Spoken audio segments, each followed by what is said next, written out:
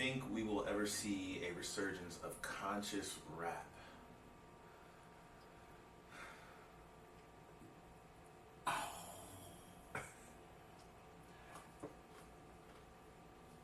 Niggas ain't Yes. gonna hear that shit? Or Yes, I do, because I think things are cyclical. okay. I think that one of the things that is actually very helpful, or has been very helpful to hip hop, has been this kind of, in a way, decolonization of hip hop. And this is what I mean by that. Is that no longer do you have to go through a major label for people to get your music heard, right?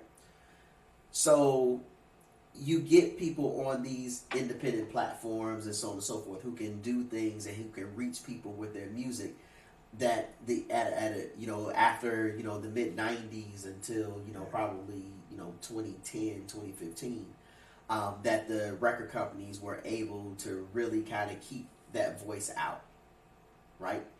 You had a few people that came through, your J. Cole's and so on and so forth.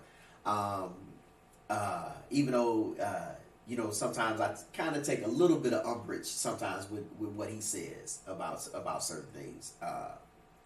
But I overall, don't get me wrong, I love J. Cole. I think I love the way he can. Oh my God, he can rhyme. So I do love J. Cole. But I think sometimes but I don't necessarily know if he's ever referred to himself as a conscious rapper or whatever, that kind of thing. But I think that there has to be a modicum of respect for everyone, including women, and so on and so forth. I think J. Cole loses that sometimes. But anyway, besides that, I do love J. Cole. Let me say that. But I think things are cyclical. I think it's much easier for conscious rappers to get their stuff out there. What has to happen is hip hop has to go back to ideas of originality.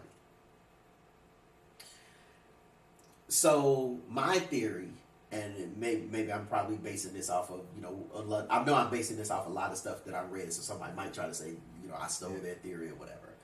But what I saw really was after NWA became famous without really getting radio play, right? And that a lot of people that came after them were copycats. They copied a lot of what NWA was doing, right? And so what has happened because the industry and record companies, as they were swallowing up the smaller record companies, right, in the 90s, everything became a copycat of, okay, well, here, this group is popular, you sound like them. This person is popular, or this song is popular, or make a song that sounds like this. So then what happened is that everything started sounding the same. Yeah. Right? So I think once, and what people don't realize really is that the most popular songs generally are the ones that are the most original. Right? Once you get back to that originality, once people see that they can be original, that they don't have to go with the trends, that they don't have to be, the next 21 Savage, that they don't have to be this next person who's coming out with this same persona and so on and so forth. I think then, and I don't know how long it'll take, I think then it'll get back to consciousness. Either that, or there's going to have to be something real catastrophic. You don't think we had that yet as a community?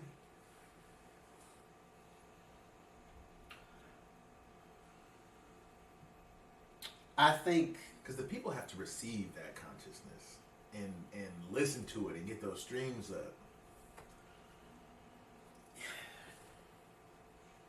I listen to battle rap a lot, and I'm honestly spoiled. Rap, you are like the Charlie Clips, the Loaded. I'm spoiled when I hear songs on the radio, lyrics. People are losing their minds over that bar, and I'm like, that's light, that's little. You know what I'm saying? So, and a lot of the shit they talking about is like, man, the wordplay on this and is low key conscious. You know what I'm saying? Like, you don't gotta be boring. Right. You feel me? Like, just put it over a nice beat. That's I think that's where Nas kind of Nas' production was buns to me. I never really liked it, but what he's saying, like, this is a good song. You just don't you get a good producer and Once you got so many albums, deep or whatever in the Nas, it definitely was okay. I'm really listening to this for the lyrics. Sure. Not you gotta be a Nas fan. Yeah, you go Nas, definitely a Nas fan. But I think that, getting back to your question, yes, I do think that we've had some catastrophic things happen, but the catastrophic thing, but the problem is this though, is that this is what I see happen a lot that I find problematic, is that whenever something happens here, we read, a report about this thing, and then people start talking about this thing, and then they'll say, oh, well, what about this? And well, what about this? And well, what about this? And so kind of what happens is I think this generation is starting to become a little desensitized to that kind of stuff. Right? So that's what I mean about something being catastrophic. Because what it's going to have to do is it's got to be something that is really going to affect everybody that hip hop touches. It's got to affect the conscious rappers. It's got to affect the thugs. It's got to affect the materialism. It's got to affect all of those kinds of things for all of these guys to get together. Because again, they all in many ways have their own platforms, right? Because, as I said, because of the internet. So it's going to have to be something catastrophic where they're all going to have to get together and be like, man, we got to do. I mean, even though you had people like was it after the insurrection on January the 6th, or when the Baby came out with that one song, or was it after George Floyd?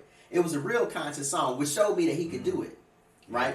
I cannot think of the name of the song, but so you were starting to kind of have those kinds of things, maybe a little kind of start to happen, but it's going to have to be something that is going to have to turn more than just that one person into making something conscious. It's going to really have to, and unfortunately, it's going to have to be something catastrophic. It's going to have to be something where these guys who are making all of this money are willing to forsake all of that money. I think that's what to come out and talk about it. That's why I say I think it's going to have to be something, unfortunately, catastrophic.